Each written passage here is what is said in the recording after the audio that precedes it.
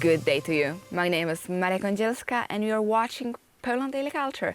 And today it's more Poland Daily science fiction because we will show you an image, a very scary image of the future of Warsaw and how it can develop.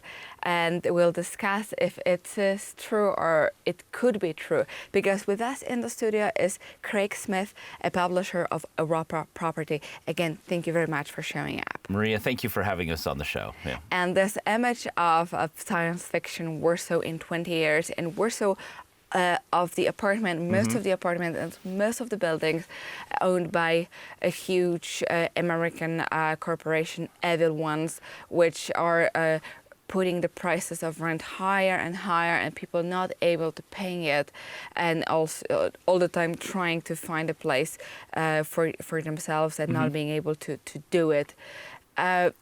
Is it possible? Is it the future of Warsaw? Is it what can happen to the residential apartments, and with only, last battalions of old grandmas protecting their own apartments, saying, I won't sell. Yeah, being pushed out, let's say. Exactly, being pushed out. Right. Well, I think it's pretty unlikely, generally because this residential for rent, for example, has been going on. I mean, it's new to Poland.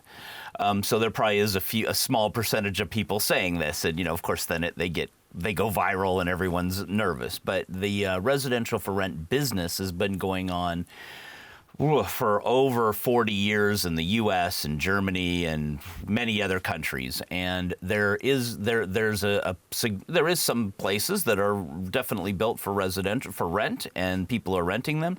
But the developers also are building for people to buy. And there will always be, the things that will keep the balance is if the, let's say, residential for rent companies are raising the rents too much, the residential companies that are building to sell will actually be able to sell them, and those people will move out. So there's and this is exactly what's happening in the U.S. And so it's keeping I would say a kind of equilibrium for this to happen, and I think that is a very good process, because then if the rents do go too high, people will just buy something. If you can buy it for less than what it costs to rent or makes sense, then they will do it. So I don't think there's any real risk of that happening, and there's always developers.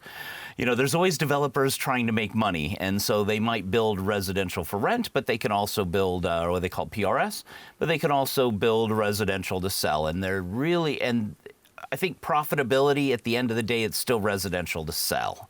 And so there's a lot of residential developers in Poland or around the region and the world that are always building and always selling. So anyone that says, oh, it's going to be horrible in Warsaw, where it's just big corporations, could be American or German or Scandinavian, anyone, the Czechs are buying stuff. But I think in general, it's going to be a pretty low percentage of companies that are really renting these buildings. And some of them, there'll be more and more, but it won't be you won't come to Warsaw in 20 years and go, wow, no one owns anything. It's not going to be that kind of situation.